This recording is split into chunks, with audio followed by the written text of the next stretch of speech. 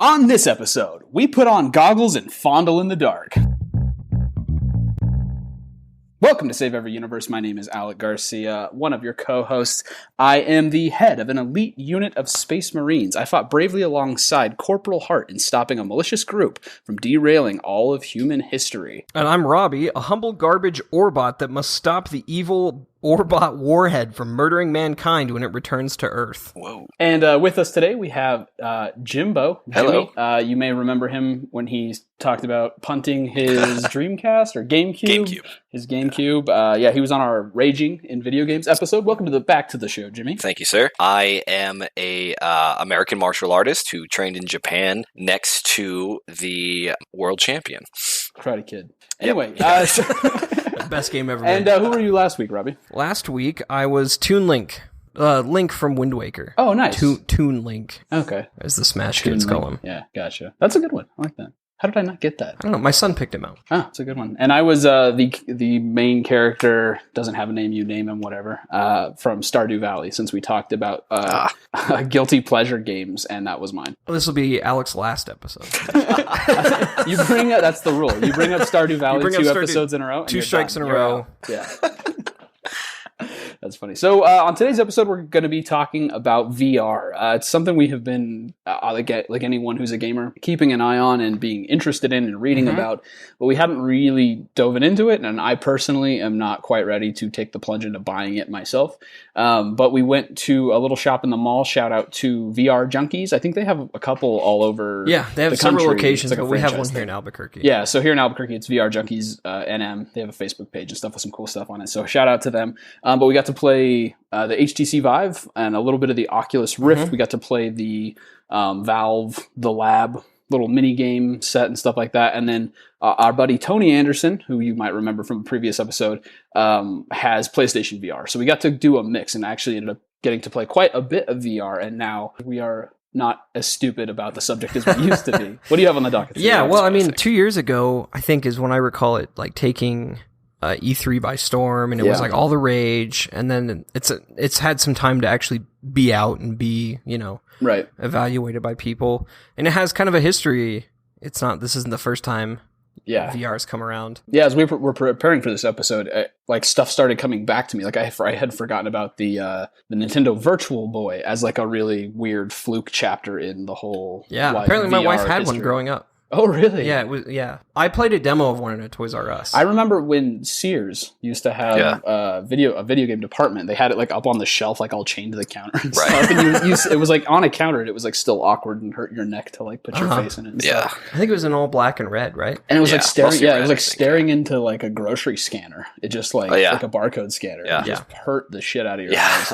Yeah, I thought it was interesting that Sega had tried that. To I didn't know. I didn't remember until I had done some research. Yeah, but apparently it failed. Like they even had like 4 or 5 games, but it never like released. Yeah, which kind of made me wonder about that ambiguous ad, the Sega ad, where it's like a character. It didn't tell you anything. It was the one that just came out. Oh, the one that's I put it on our Facebook page, and it's. Did you see it? I think so. It's the one where he talks about player and protagonist becoming one, and it's a character. It's a really bizarre trailer. It's kind of a cool trailer, but he talked a little bit about eye tracking, which now I'm kind of like, I wonder if they're going back, taking a step back into VR. Maybe interesting. So I was thinking we could kick this episode off maybe by just sort of talking about our first impressions of like what kind of gaming experience the current technology actually delivers.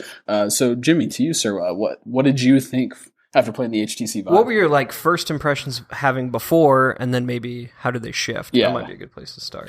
It was definitely better than I thought it was going to be. Probably because we started with the Lab, and that was so well polished, but it was like it set the bar high for like everything we played after. Because I remember I had read a lot of articles on Kotaku and stuff talking about how a lot of it is still clunky or movement is weird or it takes a long time to get used to, and that was sort of true. But I mean, after, I don't know, for me it was like 2 minutes. You got used to the movement. You had to move with the controls. Right. It didn't like actually track your feet. Yeah. So for anyone who hasn't played it, it's like you hold the button to teleport. It is like how you move in a lot of those games. You click it forward and then you move forward. It's like a click movement. And it's pretty weird at first, and then it becomes pretty intuitive. Yeah. And I don't know, it definitely was better than I thought, like the immersion happened a lot sooner than I mean, it was never really like the world drops off and you forget about it.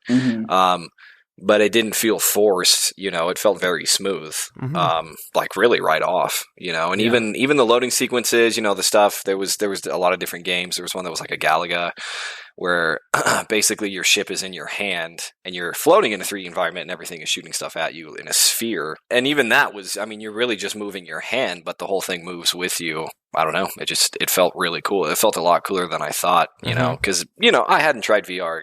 I had done the virtual board stuff like you guys had said.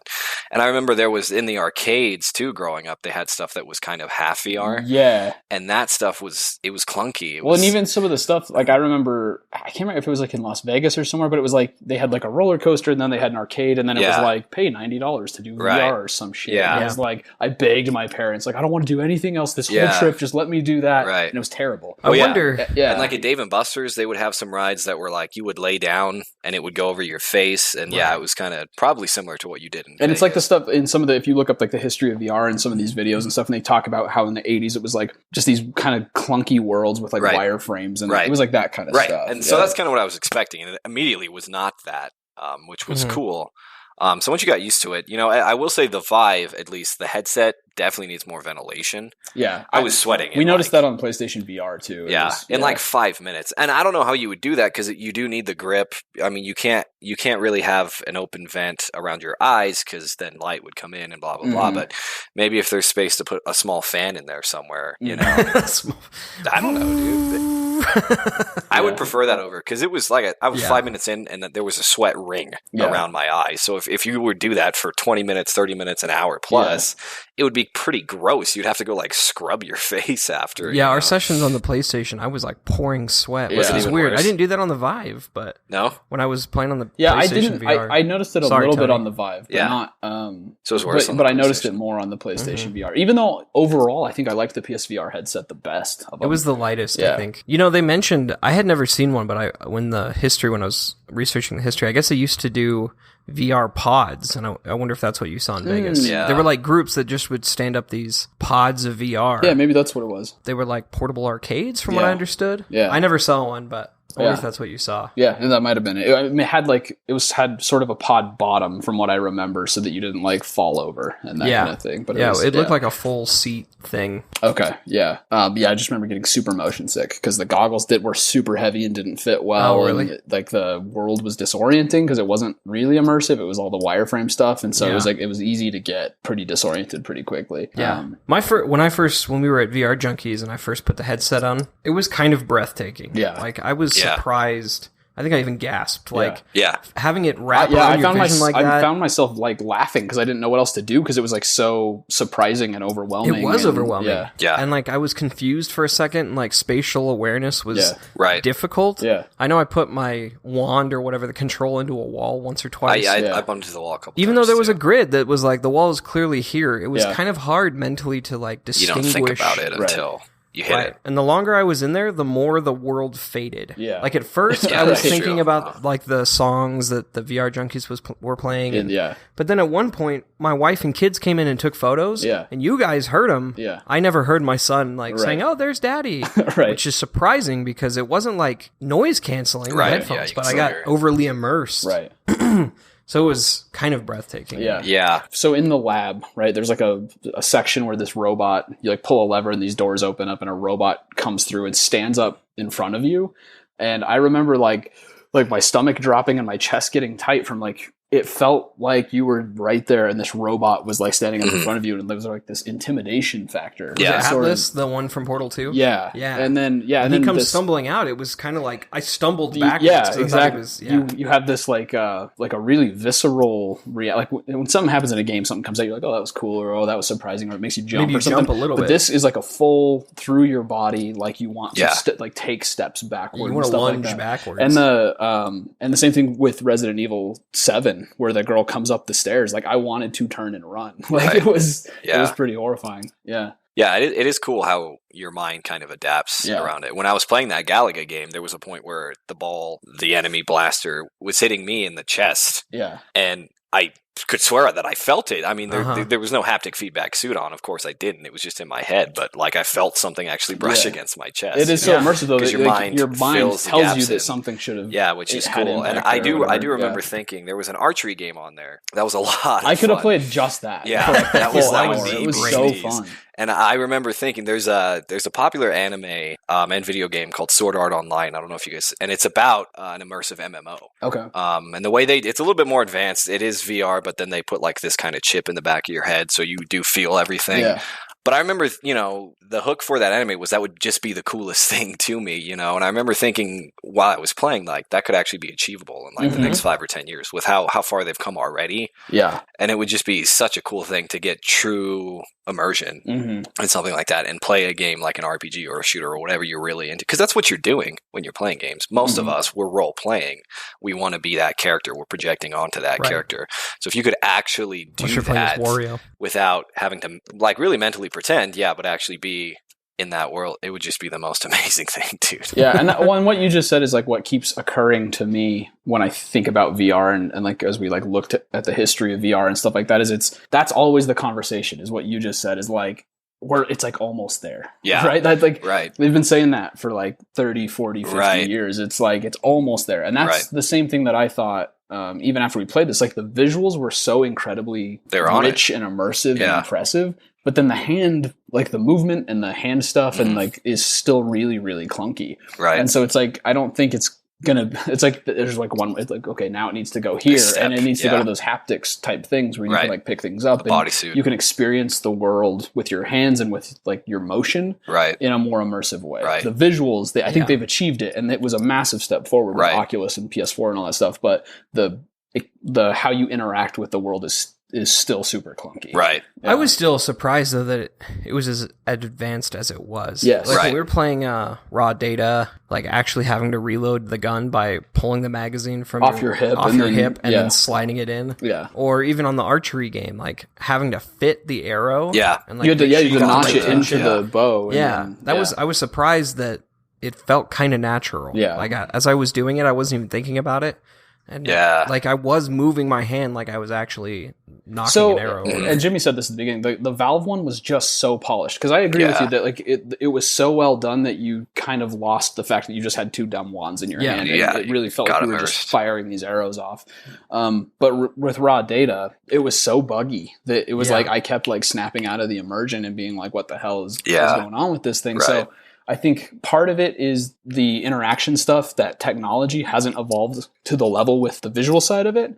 But then part of it is that the dollars and the talent aren't really going into developing VR yet right now. And so you have these little experiments like Valve or I think Resident Evil was really well done. But for the most part, there's not real attention and money going into developing good experiences for VR yet. Yeah, certainly on the Steam games we played in VR Junkies, that first party experience versus the everything else. Mm-hmm. Yeah. It was night and day. Yeah. And the amount of polish on that Aperture Labs versus, I don't know, what was that silly game with the orbs? Cowboys versus... Well, there was Cowbots. Cowboys. I don't remember what it was called, but you had the little gun that sucked up the light orbs and then you'd shoot. It was like a team deathmatch kind of thing. Yeah, but it was like almost like playing a virtual Minecraft. Right. And it was like PlayStation 1 graphics. I mean, it was pretty clunky. Yeah. The gameplay was pretty fun, but it was okay, yeah. It was okay, yeah. But going from like Aperture Labs to that was jarring. Yeah, so I would say though that, I mean, I didn't get to play the VR mission of Star Wars. The Rogue One mission. Rogue One thing. Oh man, that was very immersive. Yeah, so like that, like some of the little experiment stuff that they've done on PlayStation and like there are some of that AAA level big league high quality development because I felt like that with Resident Evil 7 it was insane. Like, it was so visceral and so cool that it was on par I think with like Valve's thing. I thought so too. But then the rest of like I mean it's like a 95% garbage 5% gold kind of situation. That's kind of what it felt like. Yeah. When I was playing the Star Wars mission, I had a similar experience as you, Jimmy. Like, I was getting shot and sparks were flying off my console, and I raised my arms to, like, shield, and I could have swore I felt the heat coming off of it, even though it wasn't, but, like, your brain I couldn't turn it off. Like, I raised my arms up to protect my face, and then bumped the VR headset, you know, it was like, oh, right.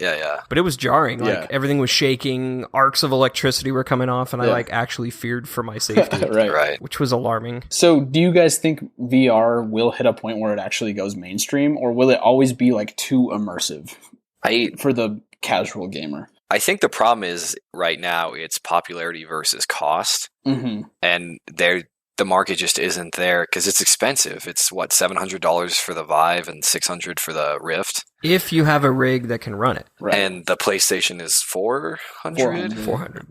It's just too much. And so that market's not there for it. I mean, that's the price of a console or a good computer.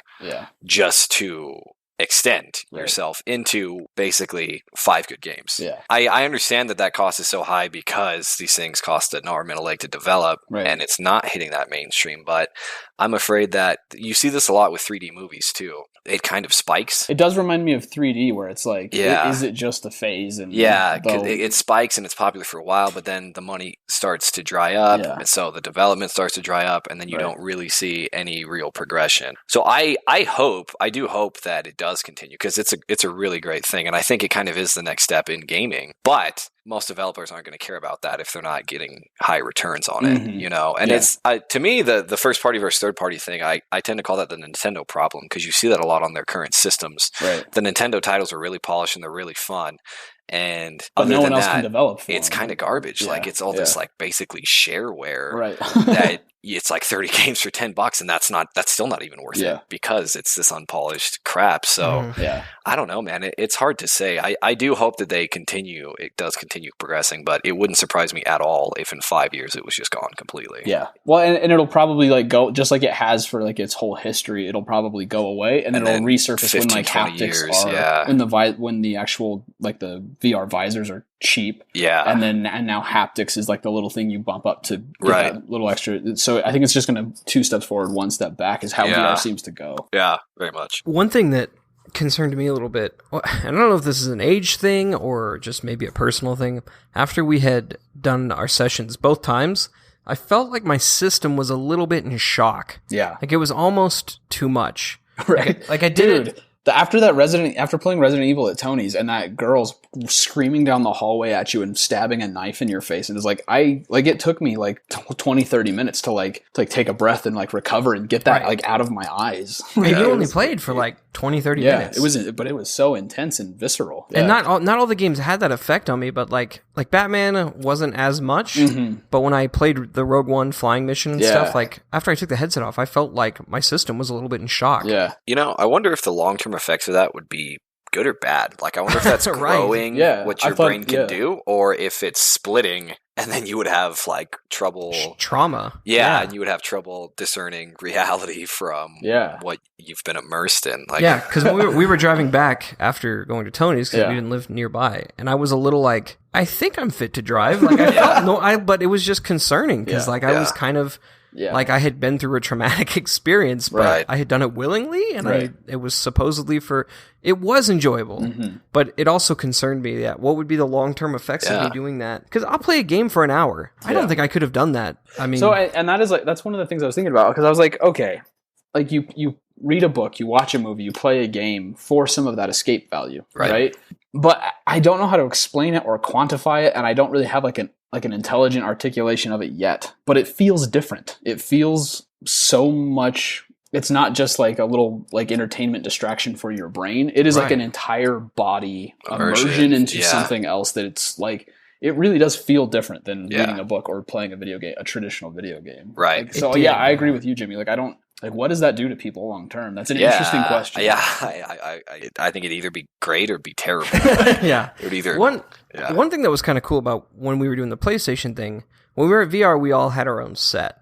But when we were trying out the PlayStation, it was just one of us, and the other two watched. And Tony actually pointed this out to me. He was like, it can be a social thing. Because like I was taking videos and laughing while Alec almost crapped his pants, Right. and it was maybe even more entertaining to me than it was to him. Right. You know, and Tony and I were kind of able to laugh about it. And it did, like, and I think we talked about this a little bit in our E3 episode when we were saying, you know, kind of what happened to VR. Is it a gimmick and all that kind of stuff?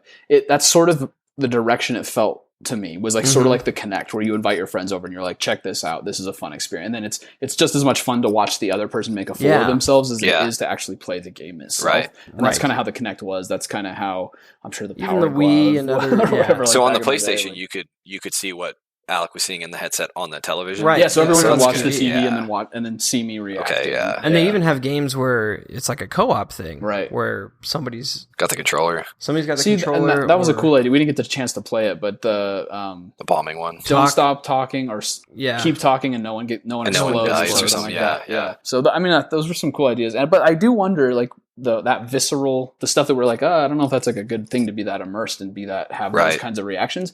That I think there's a flip side to that though, and this goes back to like the Games for Change thing that we ended up talking about at the end of the episode. Is like, if it is that visceral and that intense and that real, that's probably a good thing for like training surgeons and like that kind of stuff. So Military. or Yeah. war, Yeah. or flying, or flight simulators, or, or, like a lot of that practical job training stuff. I heard somewhere that they even had a thing where it was like teaching people who were like socially awkward or had like social anxiety that they could interact, and because it was so like in your face and immersive, and it had intense eye contact from very real looking computer I can see that. that it actually helped people like recover from some of that social anxiety. And stuff, in that kind of book, thing. Ready Player One, that's how everyone goes to school. Right. Like everyone, which is that's a fantastic idea. Yeah. And I bet you if we did see any sort of real advancement in the next like decade, it would be military. Yeah. Because they would have the money and resources to really. Well, that's kind of how it goes sometimes, right? Like the military develops it for big something time. and it ends up trickling out like way. Because that's later obviously, I mean, into they're some messing stuff. with it now. That would be ideal, is to have drone warfare and have,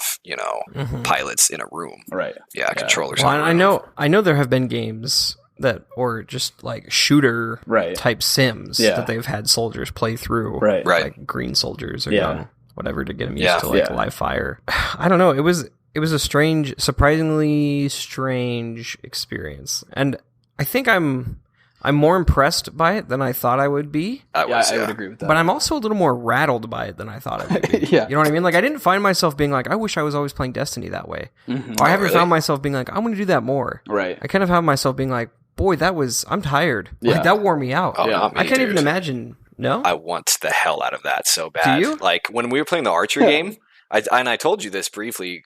By the end, I got pretty good. Yeah. I was like rapid firing, and my arm actually started to get a little bit Mine sore. too. Yeah. And it would be I think it would be cool, like especially in a game like Destiny or something, when you're moving all the time, to actually get a physical workout while you're playing. Like that'd be great. Well, and like, I mean, because like I guess we all did, like, grew up playing arcade games like Carnival and Time Crisis and all these things where you actually had the gun in your hand and you had to aim a little bit and that kind of stuff. Like, that's sort of what the archery thing reminded me of. And if you could get that sort of fluid shooting experience, that would be really fun in a shooter. Yeah. But so again, like, the catch on that is, how do you move through the world? Because you can aim and shoot and all that stuff. And but then the reason that one worked is because you were stationary on top of a tower firing down on these little peons and stuff. But, I mean, like a game like Destiny, how do you solve the movement problem? Right. And, like, there's not a good technological answer to that yet. Well, for the gameplay and the gunplay and stuff, that would be fun. Yeah. I think what I mean more that, like, I don't know if I want to do is the real feeling. Isolation and immersion. Well, there's the isolation aspect, right? Since I am a dad with kids, I mean, maybe when they move out of the house someday, I'll have my VR room. And just close the door and not give a shit. Yeah. For now, like, I can't completely close it off like that. I try not to even do raids, while they're awake or whatever. I don't know if I could do like a whole... I mean, imagine like how mentally you were after Resident Evil. Could you do a 3-hour session of that? Yeah, I don't think so.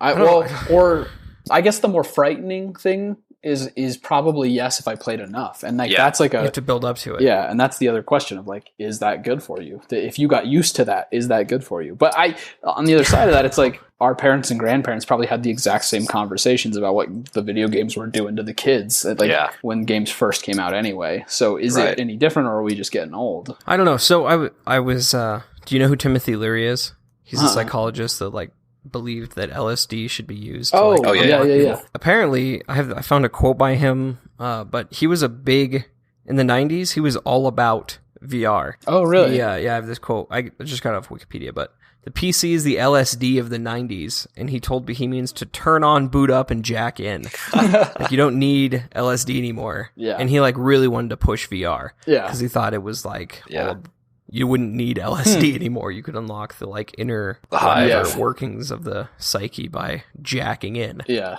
Well, and I think there is a bigger conversation that I don't know if any of us are like qualified or prepared to go into, but there is an interesting component to that. Like, why do people, like, this has been a thing for like a long time, and even books and all that stuff too. Like, why do people even feel the need to create more and more and more real and immersive realities that aren't the one we've got? Right. Like, why is that even a thing? That's an interesting question. Yeah. I mean, I think a lot of people are just, they're bored. Yeah. Day to day. Yeah. Like, I don't know, dude. I mean, if I had the option of working at a retail store in the mall from 9 to 5 or fucking flying around and slaying dragons every day, I would never leave the VR, honestly. Retail. You know? Oh, VR. Yeah. I'd never leave the retail store. Yeah. Make that cheddar. No.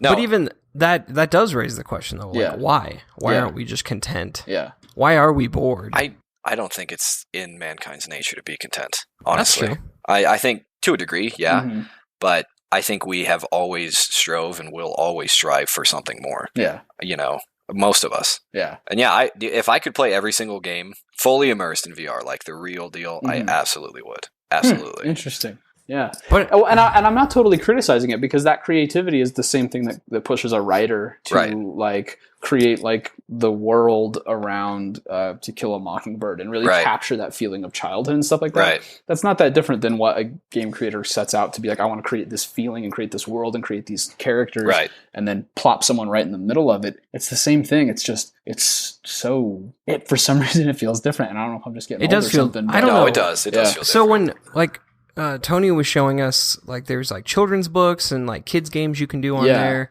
And at first, my first thought was that's so cool. That my kid could play this. Yeah. My next thought was I wouldn't let him go near this. I don't know why. I think like I had this gut reaction that if I let my 4-year-old or let's say I wait a couple years, but even still, if I let my 5 or 6-year-old do VR, he's gonna hate the fucking real world, right? But I don't know if that's true or not. But that was my like gut instinct was like. And part of me, like what you said, like it rattled you and it weirded you out. And when, the next morning, like after we had gone to Tony's to play PSVR, I started looking at headsets and I was like, maybe I'll get one. And I think part of, like, I still don't think I'm totally ready to take that plunge. But part of it is like, why is my bias? Why is that my bias? You know what I mean? And like, maybe if I don't know, maybe if I owned one, it's like that dark side sort of draw of like, why it's forsaking the real world. Okay. Yeah, but the fact that you even identify it as like a dark side pull, like why? But that's what I'm saying. Why would like, you think that it's a bad thing? I'm the like my personality is like I want to understand why that is my bias. Like right. So, but I mean, is that just fear in the unknown? Like you said, like our parents and their grandparents would say that video games were this dark, evil, bad thing because they didn't understand them. Yeah. But surely this isn't that great of a leap. Surely VR of the games we already play is not as great of a leap as it is from playing like the piano in the 30s to video games, right? Or even a book to video games. No, and see that, it should be an incremental step in a different... I feel like I should be more comfortable with this, but the like weird uneasiness I have, like, I don't know. I'm still trying to flesh it out. I thought I was going to be like, I'm ready for this episode. And then as I thought about this, I feel like there's something I haven't quite gotten my brain around yet. Yeah. We may have to do a follow-up episode down the line. So, but I think like in a bigger perspective, like for the masses, like we've played it and we're still like, I don't know what the hell to think of that. I like that like a prospect or whatever who's confused doesn't buy. Right. True. And I think that's part of the deal is like we've played it. We played it a fair bit over 2 days. Yeah. And we still don't know what the hell to make of it. That's a problem in terms of it going mainstream. Liked it and still not wanting to buy it is a strange. Honestly, I would, if it was cheaper, I would buy it. Yeah. If it was $200, maybe $300, I think I would. I think I would agree with that. I was more encouraged to buy the PlayStation one since it was a little bit cheaper. Yeah. We were playing it on a regular PlayStation. He didn't even have a PS4 Pro. Yeah. And I found the experience to be just about as good as everything on maybe not quite the Aperture Labs, but it was better than everything else. Yeah, it definitely was. Yeah. So for the price, I wouldn't have to upgrade my machine. Mm-hmm. Right. But still, there's something that scares me away a little bit. Yeah. I don't know what it is. Not me. Our dark masters are hiding in the code or something. I'm not scared, dude. Welcome, Let's do this.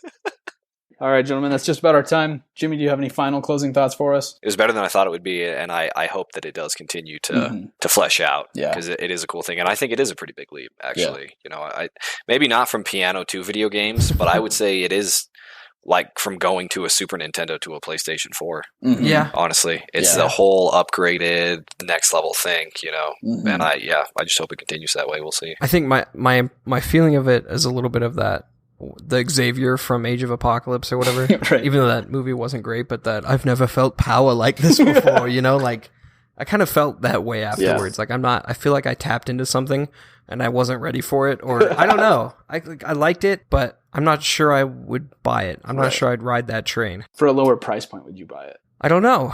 For me, even though I'm broke right now, I'm not sure it's entirely about the money. Yeah. I think I'm a little bit scared of what it did to my brain. Yeah. Which is weird, but yeah, it frightened me a little bit. And for me, I think I would say that it was better than I expected. It was fun. I'm still like replaying that getting attacked in a hallway by a crazy girl getting stabbed in the face from Resident Evil 7 and stuff. So crazy. But I do think, even though the Oculus and the HTC and all that stuff is a huge step forward, I think this is going to be just one more step in the same sequence that has been the history of VR, where I think it's going to go away again for a while. And then when the prices can come down on the goggles, and when haptics are at a place that bring the controls forward a step, then maybe there's like a shot at it. But I think the controls are too clunky, and I think the price is too high. Yeah. Thank you for listening to Save Every Universe. If you enjoyed this episode, please leave us a review on iTunes.